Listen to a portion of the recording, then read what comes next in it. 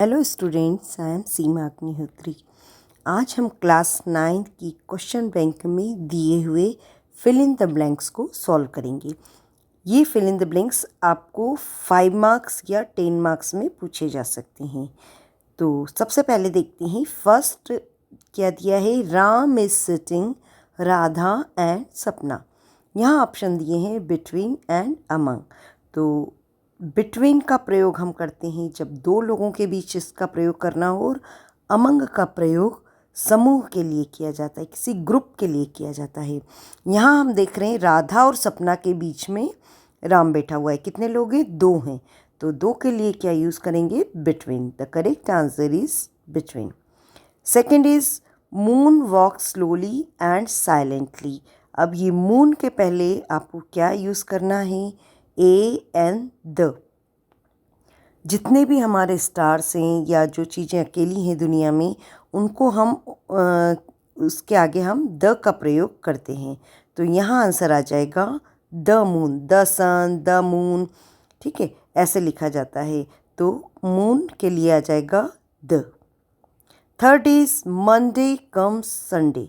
अब ये जो मंडे है ये संडे के पहले आता है या बाद में आता है? तो संडे के ये बाद में आता है, संडे फिर मंडे। ठीक है, हिंदी में हम सोमवार मंगलवार करते हैं, लेकिन इंग्लिश में हम कहाँ से शुरुआत करते हैं? Sunday Monday. तो पहले आता है संडे और फिर बाद में आता है मंडे। इसका मतलब है कि थर्ड का आंसर हमका आएगा after. Fourth is we obey our teachers, ought to, had या मस्ट। हमें टीचर्स की का कहना पालन करना चाहिए या कहना मानना चाहिए। तो उसके लिए क्या यूज़ आएगा?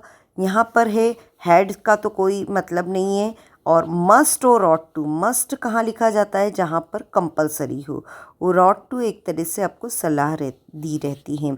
मस्ट में यदि आप पालन नहीं करते हैं तो आपको पनिश भी किया जा सकता है। यहाँ आएगा इसका करेक्ट आंसर है ought to obey our teachers. ठीक है, क्योंकि इसमें कोई आपको इसमें फ़ाइन नहीं देना है, इसलिए यहाँ आएगा ought to. Fifth is the book is the table, on या अपॉन। तो यहाँ पर करेक्ट आंसर होगा ऑन। ऑन का प्रयोग हम तब करते हैं, ऑन प्रीपोजिशन का, जब सरफेस से टच होता है। तो ये जो बुक है ये टेबल की सरफेस से टच हो रही है, इसलिए यहाँ आएगा on. I have read books, many या मच। मेनी का प्रयोग वहाँ किया जाता है जिसे हम गिन सकते हैं, और यदि हम गिन नहीं सकते हैं किसी चीज़ को तो वहाँ आता है मच। अब चूंकि बुक्स को गिना जा सकता है इसलिए यहाँ आएगा मेनी बुक्स।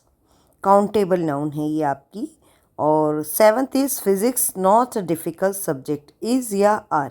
इज़ का प्रयोग सिंगुलर के लिए करते हैं और आर का प्लूरल के लिए। यहाँ पर ये जो वर्ड है ये फिज़िक्स, एक्चुअल में ये इसका हिंदी अर्थ देखेंगे तो भौतिकी है ना, भौतिक शास्त्र। तो ये जो फिज़िक्स है इसमें एस लगे होने से कंफ्यूज होते हैं यदि आपको इसका अर्थ नहीं पता है। पर ये जो इस फिज़िक्स की स्पेलिंग है उसी में एस आ रहा है। कभी भी फिज़िक नहीं लिखा जाता भौतिकी के लिए, फिज़िक्स ही होता है। तो ये एक ही विषय है इसलिए इस आएगा। इसके आगे लिखे एस से आप कंफ्यूज हो सकते हैं, इसीलिए इस प्रकार का क्वेश्चन पूछा गया है। Ate is she an apple daily, eat और ईट्स।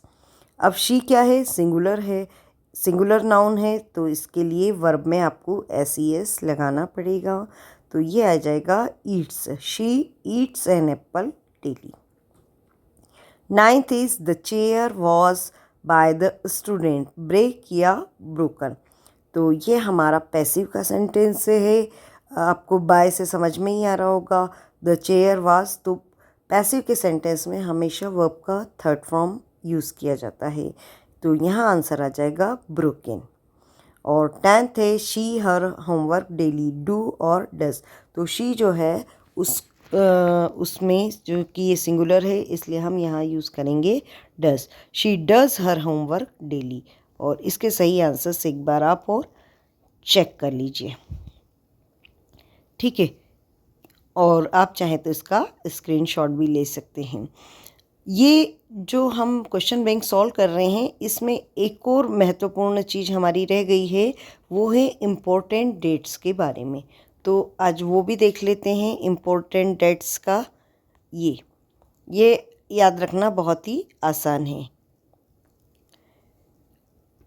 ये आपको फिल इन द ब्लैंक्स में या एमसीक्यूज़ में पूछा जा सकता है। फर्स्ट है रिपब्लिक डे, ये आता है 26 जनवरी। इंडिपेंडेंस डे, ये आता है 15 अगस्त।